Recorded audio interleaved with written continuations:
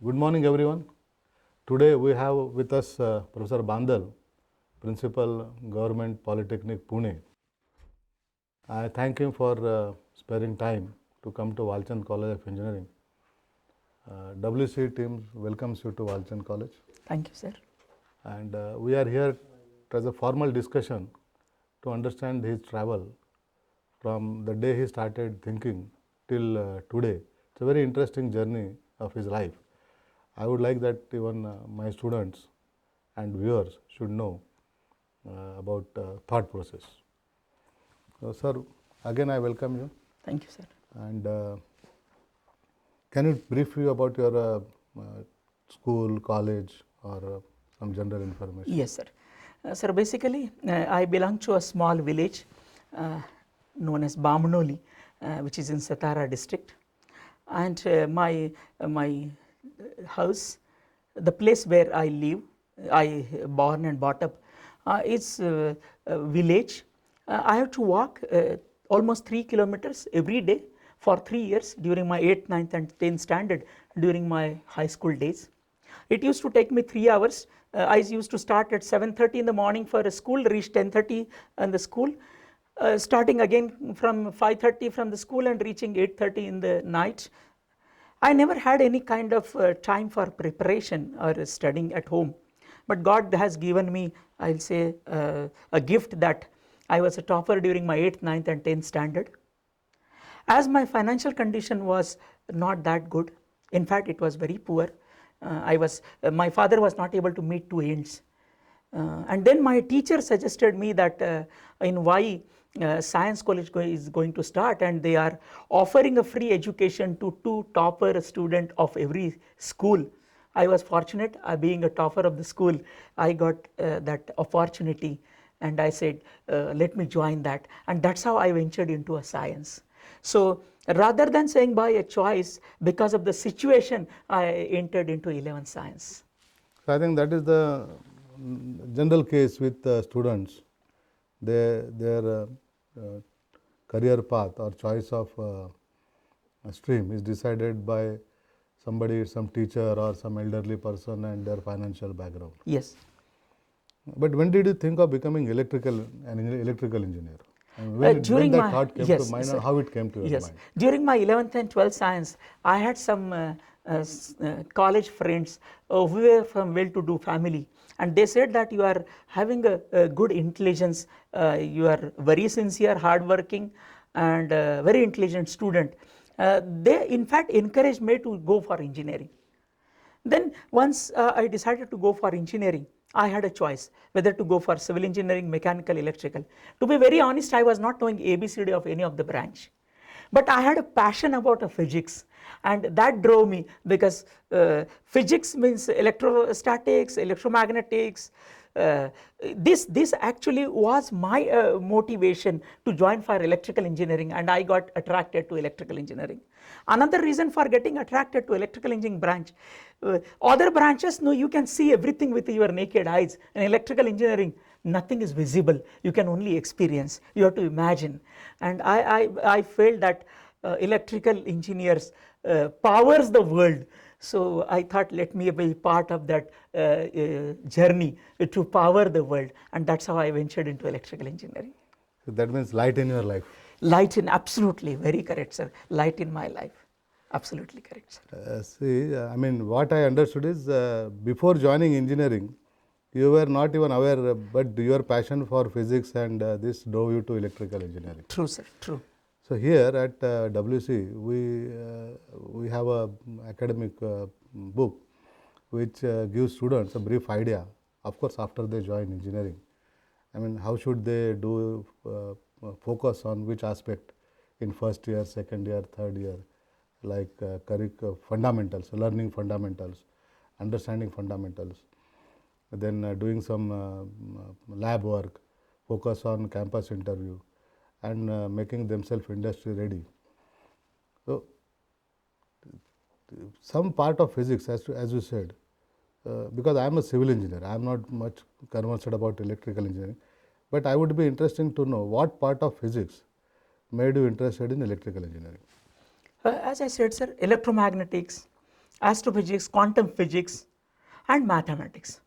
Everyone was telling me, my friends were telling me, electrical engineering is a very complex branch, so much of mathematics. But as I said, physics was my passion, and I had a very good sound knowledge of mathematics. I always believe, in fact it will be my suggestion to all budding engineers, those who are venturing into engineering, whatever you wish to do in a life, you have to do it with passion. In first year, you must get yourself conversant with the environment and ensure that you will get a excellent CGPA. Your aim should be 8 and above. That will give you a confidence to perform better, so that during next 3 years and your overall CGPA will be somewhere between 7 to 9. Yeah, they can maintain that. They can maintain between 7 to 9. Subsequently in second year, when they start studying real engineering, they must focus on aspects of learning, because at the end of the day, it matters that how much you have learned and rather than how much you have studied. So focus on fundamentals, because these fundamentals, if your base is strong, your building will always be strong. It will last for many years, and that's why your foundation has to be very strong. In second year, you should think and you should start thinking and make your foundation base very strong. In third year, subsequently in third year, as you get little matured in terms of technical knowledge, in terms of adaptability to the environment in which you are studying, you should think about, you should try to freeze your goals now in the life.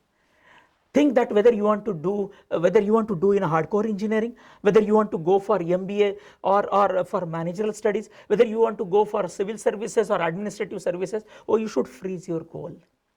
And at the end of the 4 years or in a final year, you must ensure that you are a product to be used by industry. So you should be industry ready. Society should accept you. World says outcome based education. You must be able to demonstrate your work to a society, maybe in any domain which attracts you or which motivates you, which you already finalized in terms of your goal in a third year or a pre-final year. I feel if you nurture yourself as an engineering graduate in this phase, I think you will be a sound engineer, you will be a good engineer to a society. I would like to put forward 2 points in our curriculum. There are 2 things which we try to instruct our students. One is goal setting. Correct. That is academic goal setting, financial goal setting, and professional goal setting. In addition to this goal setting will be done based on knowledge. Correct. And when you have complete knowledge, your mind is without fear. Correct. So you are very much clear Correct. that what you want to pursue in future. Now, when it comes to current status of electrical engineering, can you tell our students that this is the current state of electrical engineering and this is the future, so that it will be easier for them to decide their academic or professional path? Correct. Because we have track system. Correct. So any electrical engineer, I think some control system or power systems, control system, these power are the electronics. tracks they can take higher courses in third year and final year. Correct. So something if you can put more right, so that it will be easier for them to decide. Correct. Being an electrical engineer, as I said, 3 basic branches will survive till human being is going to survive. Civil, mechanical and electrical, I always believe these are mother branches of all disciplines. And as long as the human will exist on this earth, you need a power. Power demand is growing day by day. We talk about electric vehicles, we talk about battery technologies, lot of thrust on the non-conventional energy, because the conventional sources are going to deplete. It has a limited life, but non-conventional energy is abundance. We as a country are very fortunate that we had 300 days of a solar sunlight. Our Honorable Prime Minister has a great vision. By 2022, we will have almost 200 gigawatt of electrical energy through non-conventional solar energy. And therefore I believe whatever area you select, whether it's a control system, whether it's a power system or a power electronics, I always believe if you do excellent in that, it's not a question of an opportunity. You have got plenty of opportunities. You need to identify your liking. You need to identify where you wish to go, whether you want to work as a electrical power engineer in a power system domain or a control system domain. Lot of automation happens. You buy a car today, lot of electronics, almost 70% of electronics, 30% of a mechanical. It means that it's a combination. World has become now interdisciplinary in nature. So it's not that you only being an electrical engineer, you are confined to only electrical engineering domain. You need to have a sound knowledge of other domains also, because you have to work as a team, you have to work with other engineers also. But as I said, electrical engineering industry is growing by its leaps and bounds. The power, especially power sector, is going. Power demand is increasing day by day. It is not going to diminish. And when electric vehicles will come, power demand will increase 3-folds, 4-folds. One thing which I missed out from our earlier conversation is you are a gold medalist. So I would like to know, what efforts you have put to get gold medal? Yes. Sir, in engineering when I joined, in my class, there were some board rankers also. But one simple philosophy right from my school days, you may say, I have observed my teachers, I learned from them, that don't mug up the things, learn. Learning will always help you throughout your life. I never mug up, I never study for the sake of examination. I study for the purpose of understanding. And that helped me when I joined first year. In first semester itself, at the end of the first semester result came out, I was topper. I realized that even though I was not topper at the time of admissions, but I became a topper in first semester itself. And I realized that it is merely because of my devotion, dedication, and understanding of the concept. I had one very good habit, you may call it as a habit, but what I used to do, I always believe, referring 3 or 4 books for every course, I used to have my own notes. And while writing notes, preparing notes, perhaps I might not understand everything, but at least I will understand the philosophy, which will help me to understand the concept. I believe in a conceptual understanding of the things. If you understand the concept, if you know how to solve the differential equation, rather than mugging it up, what is the solution of a differential equation, I think that will help you in the long run. So my message to all my friends will be, don't mug up. Every memory, our brain is a RAM that always has a limited time of retentivity. But if you learn, and that experiential learning, if you do learn, and if you learn the concepts, I think that will help you lifelong. Today also I can speak 5 hours on my electrical engineering. Even after 25 years of my graduation, I can talk without any revision and all. That happens because when I studied the courses, I did not study the courses for the sake of examination. I studied from the knowledge point of view. Understanding point of view. So this reminds me one Chinese proverb that faintest ink is much better than strongest memory. True. So you understand, you write down. Yes. It is engraved in your brain forever. Good.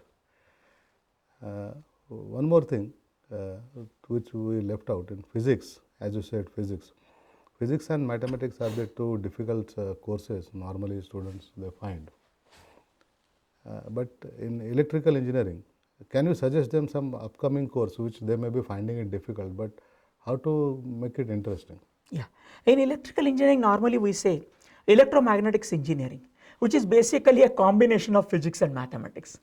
Students find it very difficult. But my suggestion to all the students will be, for any course, difficulty level is a function of your thought process. If you think, many times our seniors will always tell you that this course is very difficult, many students will fail in this course. I will suggest you take their the suggestions as inputs only, but you think independently. I always believe for every engineer, physics and mathematics are the backbones of engineering. If you want to really be a good engineer, then you must have a sound knowledge of physics and mathematics. And I think if you have a sound knowledge of physics and mathematics, your whole engineering will become easier. So difficult, yes, electromagnetics engineering is a very difficult course. Electric circuit analysis student feels it's a very difficult course. But all these courses are based on fundamental concepts, fundamental knowledge. So we call it now in Bloom's taxonomy, remembering, understanding, applying, analyzing, evaluating, creating. These are 6 levels. You emphasize on a bottom 3 levels. If you make your base as a strong base on bottom 3 levels of remembering, understanding, and applying, I think that will solve your problem. Yeah, what you said about Bloom's taxonomy, in our syllabus, various levels, we are trying to fulfill that Bloom's taxonomy levels. In addition to that, we offer value-added courses to our students. So, by taking up core courses, professional courses and value-added courses, they can develop themselves into a good human being Correct. and a professional person. So, I would like to know like animation or yoga or filmmaking. There are so many variety of music we are planning to offer. So, can you suggest some value-added courses to, they may be engineering courses or non-engineering courses? Okay. Now, as you know that AICT has a model curriculum. In that model curriculum also AICT has suggested value-added courses like Constitution of India, That is already human values. No, I'm saying these. See, value-added means what? Value-added means in two aspects. One, it will make their learning experience enriching learning experience, and they will become not only engineer but they will become a good human being also.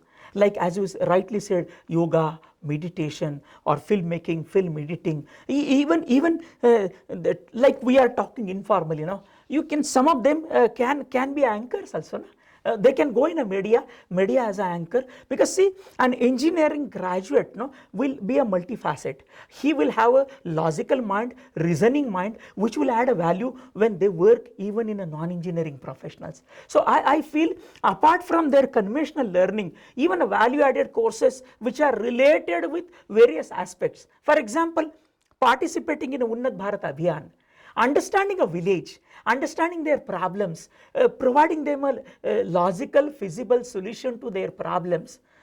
I think that and encouraging them to participate in such value-added courses, even the courses related with upbringing or upgradation of a farming also. Even working in a non-conventional also, adapting a small village and giving them some courses also. Even if they do participate in such kind of activities, I think that will add a value, because they will learn even a kind of experiential learning, being with the people, they will learn a lot. See, I remember Tesla. Tesla said that, see, in science we need evidence, but when it comes to mind, there is no evidence. True. So, Tesla had said that, any comment on that statement?